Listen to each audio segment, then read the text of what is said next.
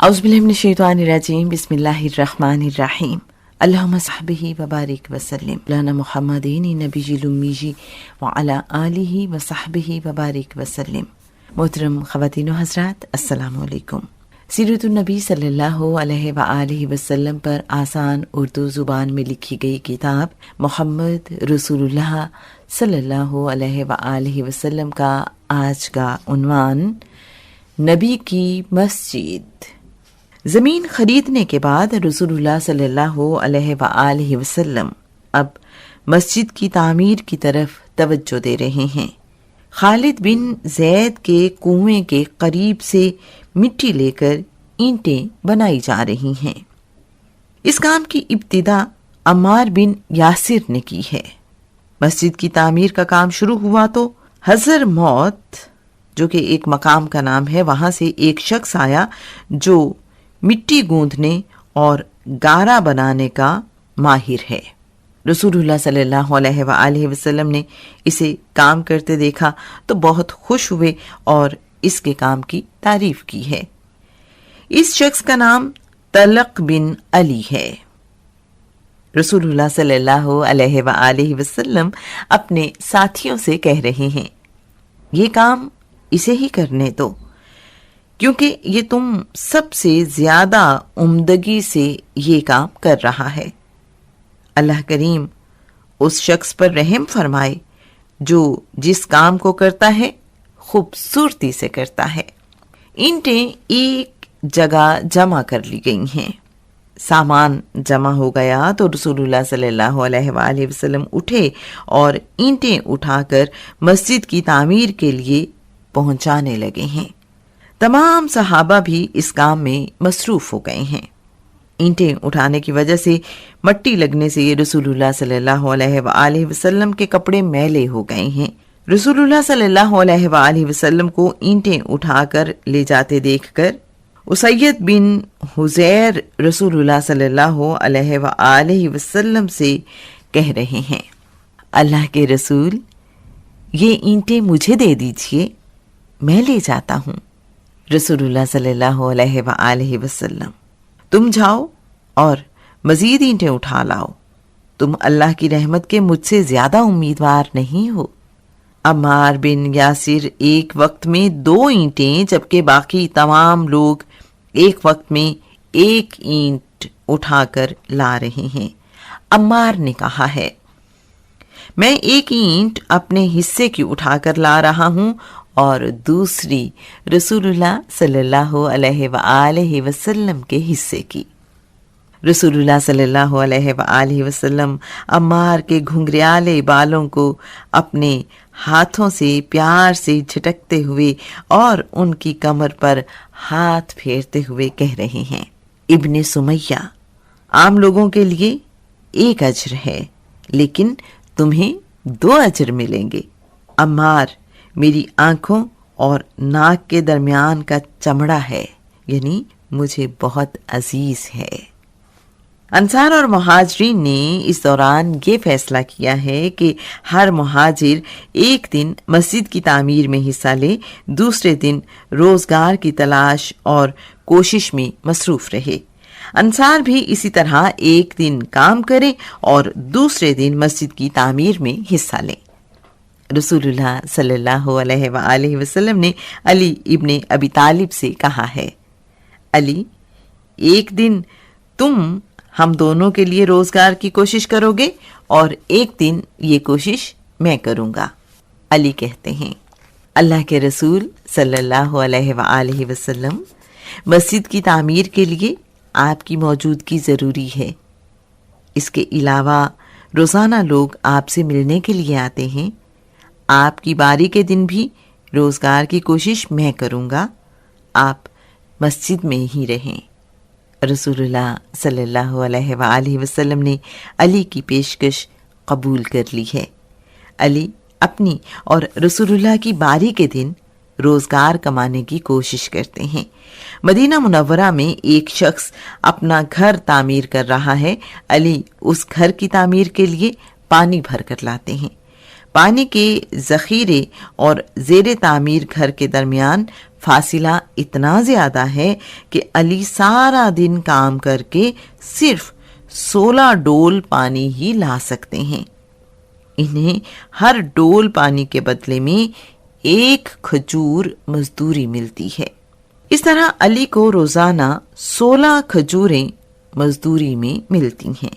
وہ 8 کھجوریں خود رکھتے اور 8 رسول اللہ صلی اللہ علیہ وآلہ وسلم کو پیش کر دیتے ہیں۔ ایک مدت سے ایسا ہی ہو رہا ہے۔ رسول اللہ صلی اللہ علیہ وآلہ وسلم 53 اور علی 24 سال کی عمر میں 8 کھجوروں پر گزارا کرتے ہیں۔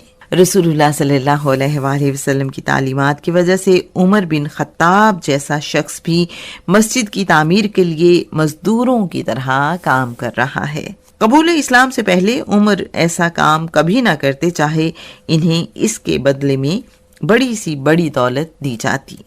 عبداللہ بن عمر سے روایت ہے، رسول اللہ صلی اللہ علیہ وآلہ وسلم نے تعمیر کی تو مسجد نبوی کچی اینٹوں سے، اس کے ستون کھجور کے تنوں سے، چھت کھجور کے پتوں اور شاخوں سے بنائی گئی۔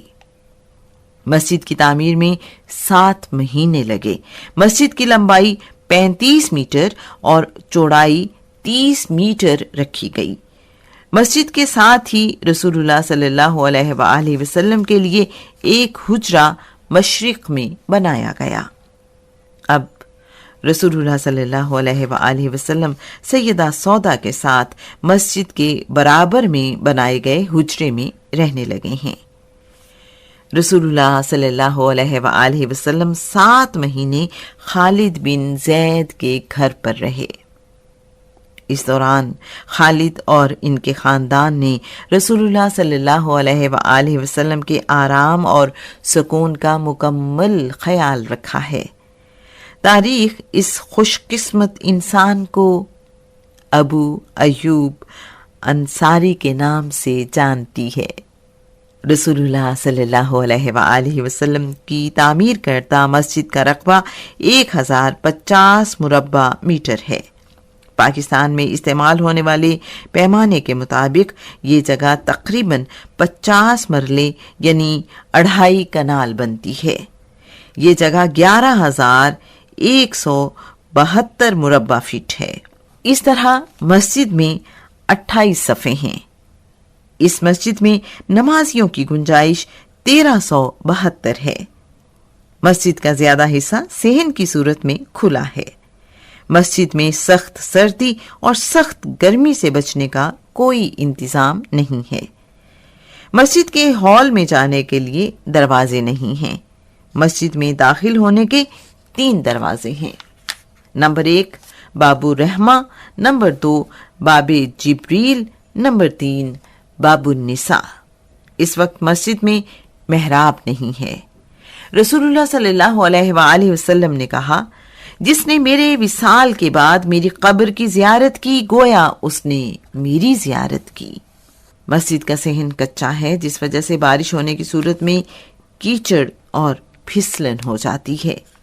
اسے بچنے کے لیے مسجد کے صحن میں چھوٹے گول پتھر ڈال دیے گئے ہیں۔ مسجد نبوی کی تعمیر مکمل ہو گئی ہے۔ اب رسول اللہ صلی اللہ علیہ وآلہ وسلم مسجد نبوی میں پہلا خطبہ دے رہے ہیں۔ تمام تعریفیں اللہ کے لیے ہیں، میں اسی کی تعریف کرتا اور اسی سے مدد چاہتا ہوں۔ لوگوں، مرنے سے پہلے سامان تیار کر لو۔ اللہ کی قسم، ایک دن تم پر موت کی بے ہوشی طاری ہوگی۔ تم اپنی بھیڑ بکریاں بغیر کسی نگہبان کے چھوڑ کر چلے جاؤ گے۔ اللہ کو نہ تو کسی ترجمان کی ضرورت ہے، نہ کسی دربان کی۔ اللہ تم سے پوچھے گا، کیا تمہارے پاس میرا رسول نہیں آیا تھا جس نے تمہیں میرا پیغام پہنچایا ہو؟ کیا میں نے تمہیں مال و دولت نہیں دیے تھے؟ اب تم بتاؤ کہ تم نے اپنے فائدے کے لیے کیا کیا؟ اس وقت انسان حیرانی اور پریشانی سے دائیں بائیں دیکھے گا، لیکن اسے کچھ سمجھ نہیں آئے گا۔ جب انسان اپنے سامنے دیکھے گا تو اسے دوزخ کی آگ نظر آئے گی۔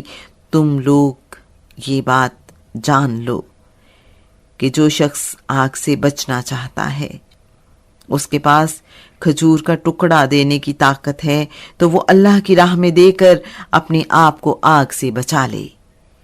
اگر کوئی یہ طاقت بھی نہیں رکھتا تو لوگوں کو اچھی یعنی نیکی کی بات بتا کر ہی اپنے آپ کو محفوظ کر لے۔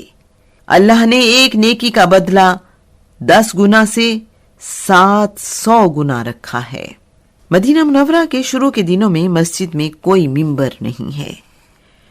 رسول اللہ صلی اللہ علیہ وآلہ وسلم کھجور کے خشک تنے کے ساتھ سہارا لگا کر کھڑے ہوتے اور خطبہ دیتے ہیں۔ رسول اللہ صلی اللہ علیہ وآلہ وسلم کے پاس ایک انصاری عورت آ کر کہہ رہی ہے، اللہ کے رسول، میرا بیٹا ترکھان ہے، میں آپ کے لیے لکڑی کا ممبر بنوا دوں، اس سے آپ کو آسانی ہوگی۔ رسول اللہ صلی اللہ علیہ وآلہ وسلم فرماتے ہیں، جیسا تم چاہو۔ کچھ وقت کے بعد رسول اللہ صلی اللہ علیہ وآلہ وسلم کے لیے لکڑی کا ممبر تیار ہو گیا ہے۔ رسول اللہ صلی اللہ علیہ وآلہ وسلم ممبر پر بیٹھ کر خطبہ دے رہے ہیں کہ اچانک کھجور کے خشک تنے سے رونے کی آوازیں آنا شروع ہو گئی ہیں۔ رونے کی آواز ایسے ہے جیسے اونٹنی اپنا بچہ گم ہونے پر روتی ہے۔ رسول اللہ صلی اللہ علیہ وآلہ وسلم اس خشک تنے کو پیار کر رہے ہیں۔ خشک تنے کے رونے کی آواز بند ہو گئی ہے۔ رسول اللہ صلی اللہ علیہ وآلہ وسلم کہہ رہے ہیں، یہ کھجور کا تنا اللہ کے ذکر سے محروم ہونے کی وجہ سے رویا ہے۔ قسم اس ذات کی جس کے ہاتھ میں محمد کی جان ہے، اگر میں اسے اپنی باہوں میں نہ لیتا تو یہ قیامت تک اسی طرح روتا اور چلاتا رہتا۔ یہ تو طیبہ کی محبت کا اثر ہے، ورنہ کون روتا ہے لپٹ کر در و دیوار کے ساتھ۔ اس تنے کو رسول اللہ صلی اللہ علیہ وآلہ وسلم کے حکم پر ممبر کے نیچے دفن کر دیا گیا ہے۔ مسجد نبوی میں رات کے وقت روشنی کا باقاعدہ انتظام نہیں ہے۔ روشنی کے لیے کھجور کے خشک پتے اور ٹہنیاں جلائی جاتی ہیں۔ ایک صحابی تمیم داری کا غلام ایک رات روشنی کے لیے قندیل اور زیتون کا تیل لایا ہے۔ اس نے قندیلیں روشن کر کے مسجد نبوی کے ستونوں کے ساتھ لٹکا دی ہیں۔ رسول اللہ صلی اللہ علیہ وآلہ وسلم مسجد میں آئے ہیں۔ قندیلیں روشن دیکھ کر آپ صلی اللہ علیہ وآلہ وسلم پوچھ رہے ہیں، ہماری مسجد کو کس نے روشن کیا ہے؟ تمیم داری، اللہ کے رسول صلی اللہ علیہ وآلہ وسلم، میرے غلام فتح نے۔ رسول اللہ صلی اللہ علیہ وآلہ وسلم، آج سے اس کا نام سراج یعنی روشن چراغ ہے۔ رسول اللہ صلی اللہ علیہ وآلہ وسلم پر مکہ جا کر سب سے پہلے ایمان لانے والے اسعد بن زرارہ دل کی تکلیف سے وفات پا گئے ہیں۔ ان کی وفات شوال 1 ہجری میں ہوئی ہے۔ ان کا جنازہ رسول اللہ صلی اللہ علیہ وآلہ وسلم نے پڑھایا اور انہیں بقیع میں دفن کیا گیا ہے۔ مدینہ منورہ ہجرت سے پہلے رسول اللہ صلی اللہ علیہ وآلہ وسلم نے انصار کے لیے 11 نقیب مقرر کیے تھے۔ اسعد بھی انہی میں سے ایک نقیب تھے۔ ان کی وفات کے بعد بنی نجار نے رسول اللہ صلی اللہ علیہ وآلہ وسلم سے کہا ہے، اللہ کے رسول صلی اللہ علیہ وآلہ وسلم، اسعد کی جگہ کسی کو ہمارا نقیب مقرر کر دیں۔ رسول اللہ صلی اللہ علیہ وآلہ وسلم انہیں کہہ رہے ہیں، تم لوگ میرے ماموں ہو، میں تم میں سے ہوں اور تمہارا نقیب بھی۔ بنی نجار رسول اللہ صلی اللہ علیہ وآلہ وسلم کی بات کے بعد اس پر فخر کرتے ہیں۔ مسلمانوں کی تعداد بڑھنے پر رسول اللہ صلی اللہ علیہ وآلہ وسلم نے مسجد کی توسیع کے لیے مسجد کے ساتھ واقع زمین کا ایک اور ٹکڑا حاصل کرنے کی خواہش ظاہر کی ہے۔ یہ زمین ایک غریب شخص کی ہے۔ رسول اللہ صلی اللہ علیہ وآلہ وسلم نے اس سے کہا ہے، مسجد کی توسیع کے لیے زمین کا یہ ٹکڑا دے دو اور اس کے بدلے میں جنت میں ایک محل لے لو۔ اس غریب شخص نے اپنی غربت کی وجہ سے معذرت ظاہر کی ہے۔ رسول اللہ صلی اللہ علیہ وآلہ وسلم نے اس انکار کا برا نہیں منایا۔ عثمان بن عفان کو اس بات کا پتہ چلا تو زمین خرید کر رسول اللہ صلی اللہ علیہ وآلہ وسلم کی خدمت میں حاضر ہو کر کہہ رہے ہیں، اللہ کے رسول، میں نے زمین کا وہ ٹکڑا انصاری سے خرید لیا ہے، اب آپ مجھ سے اس زمین کا سودا کر لیں۔ رسول اللہ صلی اللہ علیہ وآلہ وسلم نے جنت کے ایک محل کے بدلے عثمان سے زمین کا وہ ٹکڑا خرید لیا ہے۔ ابو بکر ابن ابو قحافہ کے دور میں مسجد کی حالت بہت کمزور ہو چکی تھی۔ ابو بکر رضی اللہ تعالی عنہ نے مسجد نبوی کو دوبارہ تعمیر کروایا۔ مسجد کا رقبہ وہی رکھا گیا اور تعمیر بھی ویسی ہی کی گئی۔ عمر بن خطاب کے دور میں مسجد کا رقبہ بڑھا دیا گیا، لیکن تعمیر کچی اینٹوں اور کھجور کے ستونوں سے ہی کی گئی۔ چھت کھجور کے پتوں اور شاخوں سے بنائی گئی۔ عثمان بن عفان کے دور میں مسجد کے رقبے میں کافی اضافہ کیا گیا اور تعمیر کچی اینٹوں کی بجائے پتھروں سے کی گئی۔ ان پتھروں پر خوبصورت پھول بوٹے بنائے گئے۔ دیواروں میں مٹی کا گارا استعمال کرنے کی بجائے چونا استعمال کیا گیا۔ ستون کھجور کے تنوں کی بجائے پتھر سے بنائے گئے اور چھت ساگوان کی لکڑی سے۔ مشرق اور شمال کی طرف رسول اللہ صلی اللہ علیہ وآلہ وسلم کے لیے مختلف وقتوں میں حجرے بنائے جاتے رہے۔ رسول اللہ صلی اللہ علیہ وآلہ وسلم کی تمام بیویوں کی وفات کے بعد عبد الملک بن مروان بن عاص کے دور میں حجرے مسجد نبوی میں شامل کر لیے گئے۔ اس وقت مسجد میں 2104 ستون ہیں۔ مسجد نبوی کے دروازوں کی تعداد 42 ہے۔ مسجد کا موجودہ رقبہ 17 لاکھ مربع فٹ ہے۔ یہ رقبہ 7555 مرلے یعنی 378 کنال ہے۔ یہ 47 ایکڑ کے برابر ہے، یعنی تقریباً 2 مربع زمین۔ اب اس مسجد میں 16 سے 20 لاکھ لوگوں کے نماز ادا کرنے کی گنجائش ہے۔ رسول اللہ صلی اللہ علیہ وآلہ وسلم کے روضہ مبارک کا اندرونی حصہ 120 مربع فٹ ہے۔ اس میں ابھی ایک قبر کی جگہ موجود ہے جہاں اللہ کے نبی عیسیٰ دنیا میں دوبارہ آنے کے بعد دفن ہوں گے۔ رسول اللہ صلی اللہ علیہ وآلہ وسلم کے روضے پر گنبد 1279 عیسوی میں مملوک سلطان المنصور کلاون کے دور میں بنایا گیا۔ یہ گنبد لکڑی سے بنایا گیا تھا۔ پہلے اس گنبد پر کبھی سفید اور کبھی نیلا رنگ کیا جاتا رہا۔ سلطنت عثمانیہ کے سلطان محمد دوم نے یہ گنبد نئے سرے سے بنوایا۔ اس گنبد پر سبز رنگ 1837 عیسوی میں کیا گیا۔ گنبد کا سبز رنگ سلطان عبد الحمید نے کروایا۔ سبز رنگ کی وجہ سے اسے گنبد خضرا کہا جاتا ہے۔ اس کے بعد سے گنبد کا رنگ سبز ہی رہا۔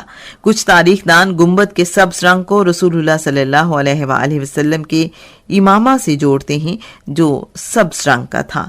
کچھ تاریخ دانوں کے مطابق رسول اللہ صلی اللہ علیہ وآلہ وسلم کو دفن کرتے ہوئے آپ صلی اللہ علیہ وآلہ وسلم کے جسم پر سبز رنگ کی چادر ڈالی گئی تھی جسے برد حبرہ کہتے ہیں، اسی لیے گنبد کا رنگ سبز رکھا گیا۔